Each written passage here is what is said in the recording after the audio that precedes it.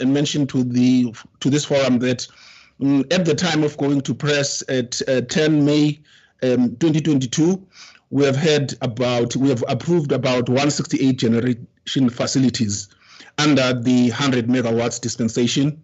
In total, including the first dispensation that was below 1 megawatt, we now have about 610 facilities that we have approved, with capacity of 503 megawatts. Also, Chair, I just want to mention that we are going to write a report, as you had asked us in one of the REC meetings, that at least we write 2 reports on this a year, and then the other one. Now we are due to write I think the first for this year, but I all just want to say that we will be writing two reports a year on this issue, as we were required. Thank you, Chair. Elvis and Chisilo, can you please help? Thank you for that introduction, Mr. Maruso, and over to you, to your team. Thanks. Thank you, Chairperson. Good morning, members, staff, and management. The purpose of this submission is to request the Regulator Executive Committee to approve the issuance of registration certificate to 16 projects, and note the power purchase agreement between 5 projects and their customers, and note the tariff between the 5 projects and their customers, and approve the draft decision and reason for decision document for each applicant. The approval of the registration applications falls within the delegation authority of the Regulator Executive Committee as per paragraph 1.4.1 of the delegation matrix, and the noting of the bilateral tariffs between the prospective registrant and their related customers fall within the delegation authority of the Regulator Executive Committee as per paragraph 1.5 of the delegation matrix. Chairperson, all the 16 applications were accompanied by the approved 200 rand registration fee. They all have a connection agreement with their respective licensed distributors. The total energy to be generated by these 16 projects will be 211.2 megawatts, and they have an investment cost of about 3.65 billion rands. The Regulator Executive Committee is therefore requested to approve the recommendations on page 9, section 15 of this submission, Chairperson. Thank you.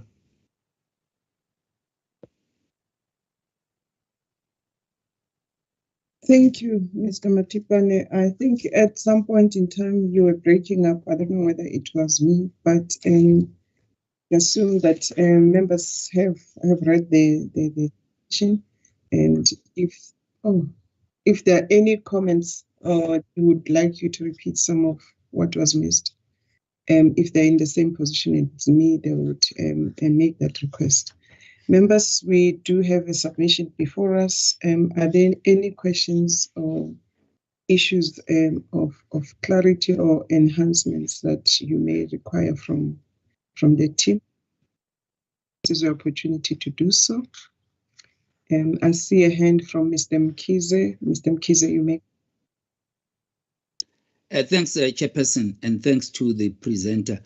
From my side, just 2 things. One is to ensure that in terms of the delegation, those clauses, you also call them verbatim, so that you don't have to try to revisit that in the matrix itself. And then 2, I'm just requesting that we be favored with the duration, how long it took to process the application. Last time I mentioned that, and the team undertook to provide that. That is all. Thank you.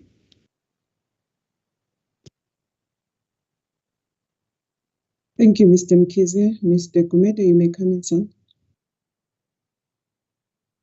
Thank you, Chairperson. Good morning to you, members. And mine is just a comment, Chair, that it is clear that the 100 megawatts threshold is now truly in play, and I think that is very welcomed.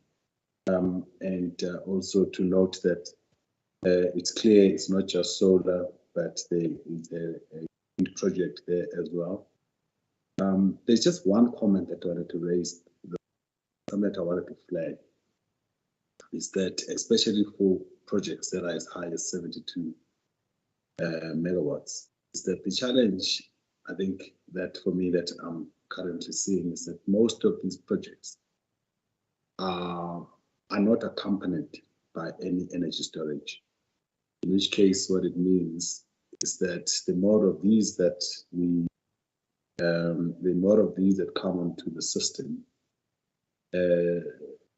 greater is the impact on the peaking demand, in the sense that, especially for solar projects, that as the sun sets, is that it's clear that a lot of these projects, a lot of these entities that are buyers of this electricity are actually going to be coming back to the grid. In which case, it's something that needs to be flagged. And I think it would be useful that if the developers of these projects could be alerted to this, then be requested to say if they could just combine variable energy resources storage, that would greatly enhance supply in South Africa. Because at this stage, it's clear that most of them the intention is that they're going to be grid backed. They're going to be backed up by the grid. And if there is no supply from that particular source, then the grid will need to actually meet up that demand. It does present a lot of potential challenges for us. I just thought I'll just flag that, Chairperson. Thanks.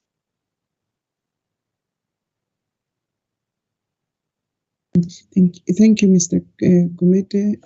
I do not see any other hand. Team ELR, do you want to then respond to the points made by Mr. Mkhize and Mr. Gumede? You make. Thank you, Chairperson. We note the request by Mr. Mkhize not to always include what the dedication metrics say in our report, but we just have to highlight that.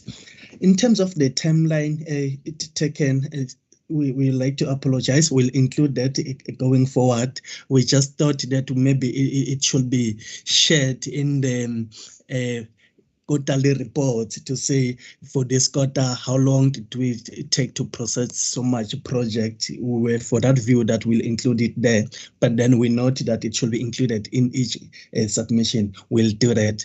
And we also noted the comment by Mr. Gumede in terms of the impact of the larger solar PV project in the play. But at the moment, I don't really think there is much we can do. It's only to engage maybe outside this meeting on what can be done to prevent the maybe the negative impact that is being foreseen here. Thank you, Chairperson. Mr. Members, is it me who has been missing Mr. Matekwane in terms of his presentation? Maybe I have a connection problem, but I've checked. I don't know. Did everyone hear Mr. Matekwane, because he was breaking from time to time? We actually heard him clearly, Chairperson.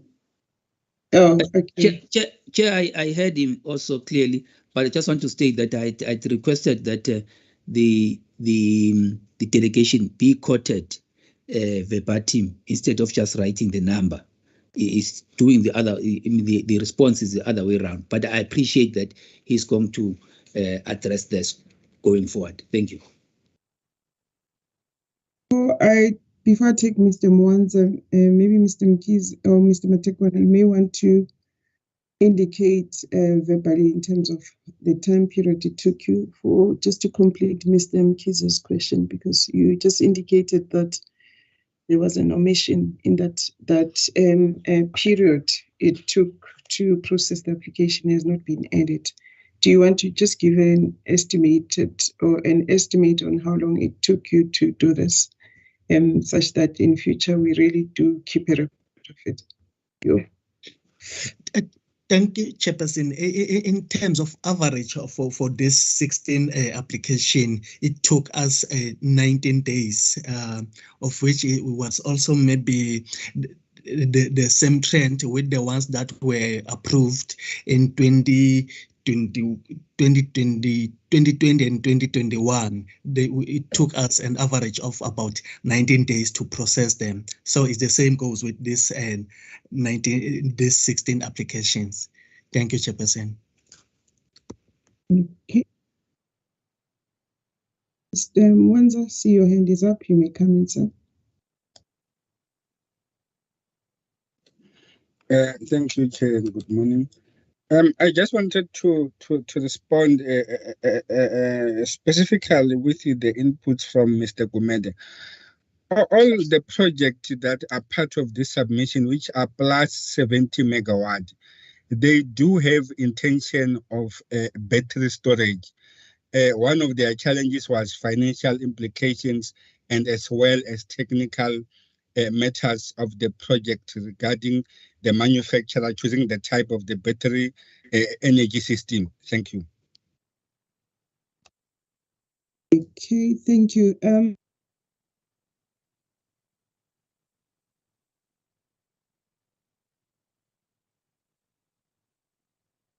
Chairperson, you're breaking up.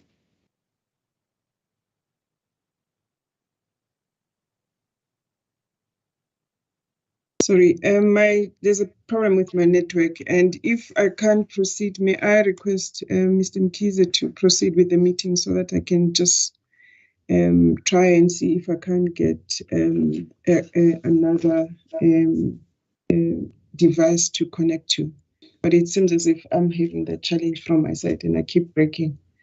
On that note, I think the responses have been provided by the team, and I would like then to request members to allow us, to request members to move on to the recommendations, which are in paragraph 15, starting at the bottom of page 8 to page 9, and the green step 8 and 9.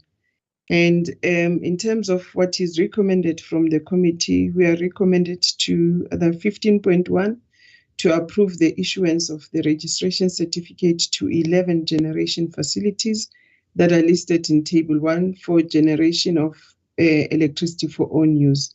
I will shortly list them into the record. And item 15.2, which is to approve the issuance of the registration certificates to 5 generation facilities, which are also listed in Table 1. These are for generating of electricity for commercial purposes. I will also read them into the record in a short while. And then the other recommendation is that we know 15.3, we note the PPAs between the 5 generation facilities and their respective customers, and 15.4 to note the tariffs between the 5 generation facilities and their respective customers. And lastly, 15.5 is that we must approve the draft decision and reasons for decision document for each applicant, which is attached as part of Annexure D. Members, on that note, can I then request that I take you to Table 1, which is starts from paragraph 5.1. I will start in reading into the record the application for registrations that are for own use facilities. Starting with the first one, it's Emling Properties Pty, and the capacity is 0.220, technology is solar PV, and it is within, I beg your pardon, within the Gauteng. Applicant number 2 is Vega Instruments SA Pty Ltd. The capacity is 0.150 solar PV, and it's also within the Gauteng province. And the third applicant is Donaventa Holdings Pty Ltd, trading as Dixon Batteries Pty Ltd. Capacity there is 1, and it's solar PV, and it is within the Gauteng province. The fourth applicant is Fair Property Holdings Ltd, and the Access Group. Capacity is 0.226 solar PV and is within the Gauteng province. And the fifth applicant is Fair Vest Property Holdings Ltd and A6 Group. That's another application, which is 0.320 in terms of capacity. It's solar PV and is within the Gauteng province. And the sixth applicant is Bokaru Burderi, I beg your pardon, Burderi Trust, and it's 0.108 solar PV. And I do not see the province there. If we can be assisted in terms of adding it in the list there, so that we can read into the record where this particular applicant is situated in terms of the province. And then the seventh applicant is Capital Profound Pty Ltd. Capacity is 0.130 solar PV, and it's with eighth applicant is the Afrikaanse Taal and Kultuurvereniging NPC. Capacity is 0.3 solar PV and is within the Northwest province. The ninth applicant is K20121500042 South African Pty Ltd. Capacity 0.6 solar PV and is within Gauteng province. The 10th applicant is Limbelost Pty Ltd. 0.350 solar PV. It's within the Western Cape province. The 11th applicant is Omnia Group Pty Ltd. Capacity it's 5 solar PV and it's within the Free State province. Those are the 11 applicants that have applied for registration for own use purposes. And then I will move on to the applicants that have applied for registration for commercial purposes. The first one is Lepalale Solar Pty Ltd. Capacity is 80 solar PV. It's within Limpopo province. The second is Terra Jude 3 Pty Ltd. 0.770 solar PV. It's within Limpopo province. The next one is Richtersveld Sunsport Pty Ltd. Capacity is 40 solar PV and it's within the Northern Cape province. The next applicant is Sturdy Energy Pty Ltd. Capacity is 10 solar PV and it's also within the Limpopo province. And the last applicant is Msenge Emoyeni Wind Farm Pty Ltd. Capacity 72 and the technology is wind and is within the Eastern Cape province. And members,